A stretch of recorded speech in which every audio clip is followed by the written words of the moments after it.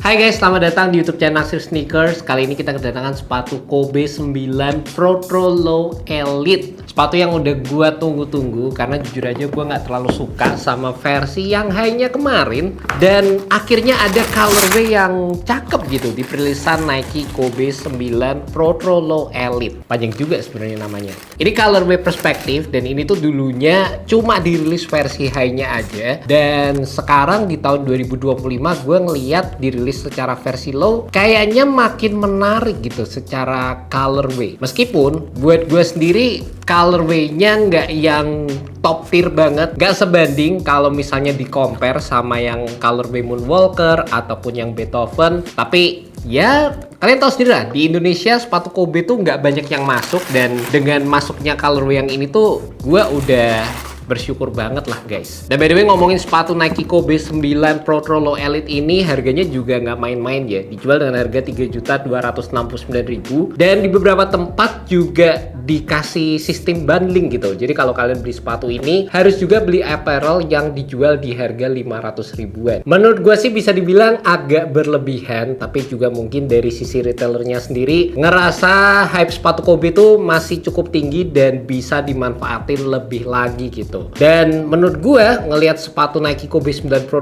ini berasa nostalgia banget. Dan menurut gue udah nyobain versi yang tinggi kemarin dan secara performance pastinya cuma beda dari sisi tinggi pendeknya aja. Sepatu ini tuh masih bisa dibilang bersaing banget lah sama sepatu-sepatu basket zaman sekarang. Secara sepatu Kobe yang satu ini juga menggunakan treatment Pro, dimana itu artinya sepatu ini dibuat dengan beberapa improvement dari sisi teknologi untuk dapat bersaing sama sepatu-sepatu basket zaman sekarang. Dan sebelum kita bedah dari sisi improvement Pro-nya, gue pengen nge-highlight dulu yang pertama dari sisi traction yang ditawarkan dari sepatu ini. Dimana tractionnya ini udah nggak perlu diraguin lagi. Kalau kata Nightwing atau kata wear tester, ini merupakan salah satu traction terbaik yang ada di sepatu basket. Dan performance-nya itu emang gokil banget guys. Menyerupai anatomi bentuk kaki ya. Jadi kalian bisa lihat di sini tuh polanya garis-garis gitu, tapi di bagian atasnya kayak membentuk bentuk kaki. Jadi ini jempol, jari-jari lainnya, terus bagian ball foot area kaki kita ini tuh ternyata dapat memberikan pressure yang pas waktu kita menggunakan sepatu ini di lapangan. Dan gue udah nyobain yang versi sebelumnya, yang versi High Elite Pro, performance-nya oke banget. Gue juga punya yang dulunya Moonwalker yang pertama kali versi sepatu ini pertama kali dirilis, itu juga secara performance-nya asik banget. Dan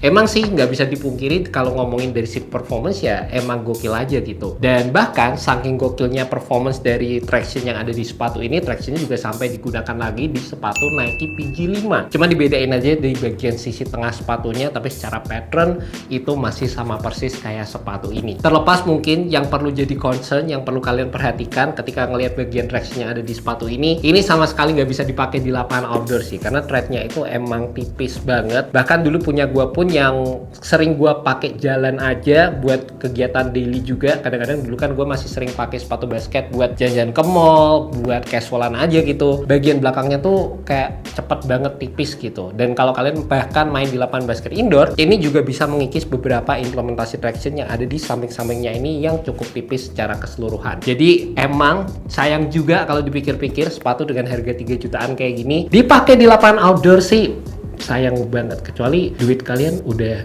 banyak kayak Timothy Ronald gitu. Dan pastinya untuk Kobe 9 Pro ini salah satu improvement yang ditawarkan dari sisi versi sebelumnya adalah di bagian cushion, di mana sepatu ini menggunakan React Drop-in insole.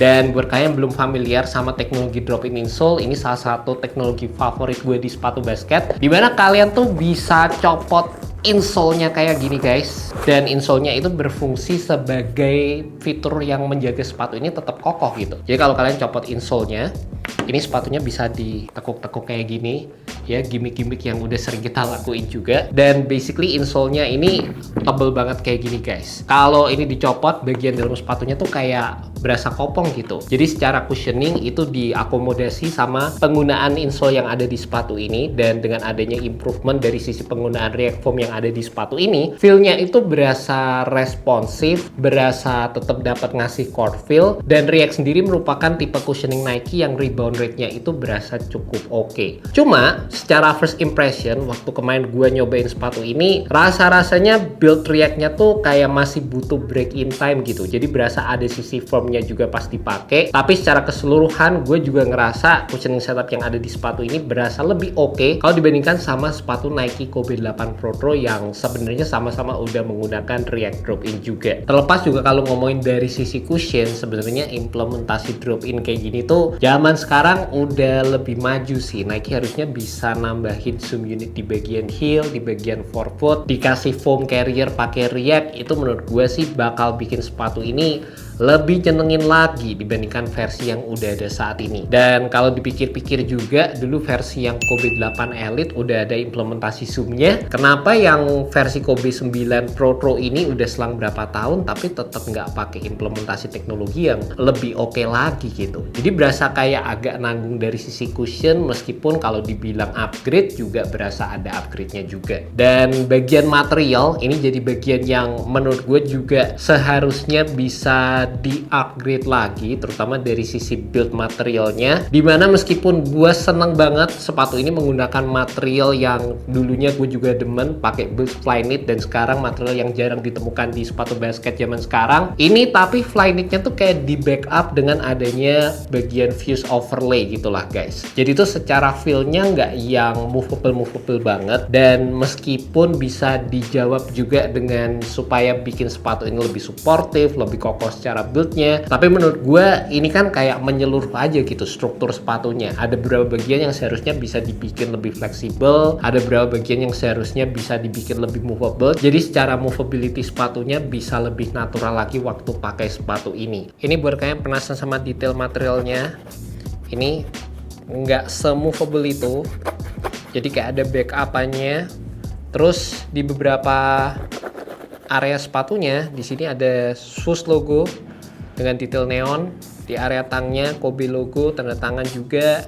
Ada flywire di sini, detail-detail unik di bagian sisi dalam sepatunya. Dan pastinya di area belakang nih ada 9 merah-merah ini yang menandakan stitching dari Achilles-nya Kobe Bryant guys. Ini yang gue demen dari sisi materialnya itu ada di bagian tang sepatunya. Yang ini tuh menurut gue padding-paddingnya lumayan guys. Ini tangnya juga berasa lebar banget, jadi enak waktu dipakai. Dan di area depannya sini ini menggunakan sejenis material mesh yang ketebalannya itu cukup oke, dan ada diamond cut-nya. Jadi secara ventilasi itu pastinya juga akan membantu dan berasa oke waktu menggunakan sepatu ini guys. Dari sisi padding-padding di bagian belakang sepatunya pun juga menurut gue berasa mantep banget. Dan yang gue suka juga sepatu ini secara feel lockdown di area heel sama di bagian atas kaki itu berasa nyaman banget sewaktu dipakai. Ini kebantu dengan adanya foam yang menjadi di bagian samping, ada carbon fibernya juga di area samping. Ini mantep banget. Dan di bagian sisi samping sepatunya di sini terdapat beberapa flywire cable yang ngebantu secara fit keseluruhan di sepatu ini. Dan meskipun kalau pas gue nyobain sepatu ini pertama kali, entah kenapa di bagian depannya tuh sepatu ini fitnya berasa snug banget sih. Ini kayaknya gue nggak ngerasain kayak gini di versi yang high, tapi untuk sepatu Kobe 9 Low Pro kali ini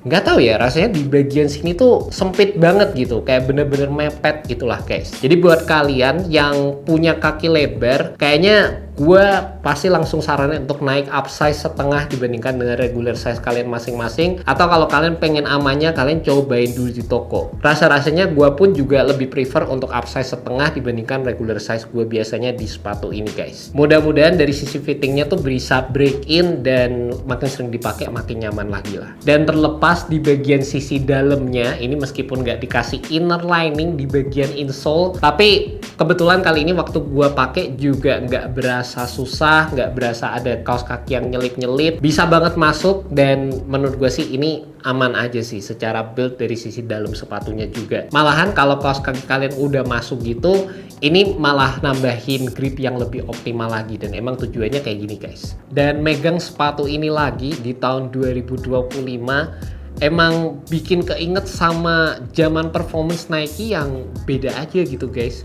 Bayangin ya guys, sepatu ini dulu dirilis modelannya minimalis, gak aneh-aneh kayak gini, tapi berasa dari sisi performance dan juga teknologinya itu bener-bener kayak dimentokin gitu loh guys. Nike pakai Flyknit, terus cushioningnya sekarang pakai React, dulunya pakai Lunarlon yang emang juga salah satu teknologi top tiernya Nike. Tractionnya gokil.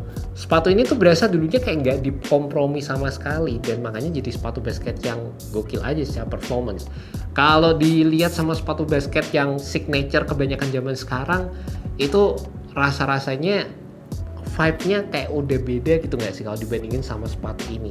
And that's about it guys, review untuk sepatu Nike Kobe 9 Pro Low. Terlepas sepatu ini jual dengan harga yang cukup tinggi, tapi gue tetap ngerasa ini sih sepatu yang worth it banget, terutama buat gue Kobe fans buat ngekop sepatu ini gitu. Dulu sepatu ini tuh emang udah terkenal enak banget, meskipun bisa lebih dioptimalin lagi dari Nike gue yakin, tapi tetap guys, secara keseluruhan sepatu ini tuh masih bisa bersaing gitu sama line up basketballnya Nike saat ini. Dan sebenarnya buat kalian mungkin yang penasaran, harganya sepatu Kobe mahal banget sih guys. dulu sepatu Kobe 9 ini juga harganya seginian guys, emang semahal itu dulu sepatu ini gitu. By the way, thank you so much for kalian udah nonton video kali ini, and see you next video guys. Semoga video ini bisa membantu kalian dalam menemukan sepatu basket yang cocok. Alright, peace.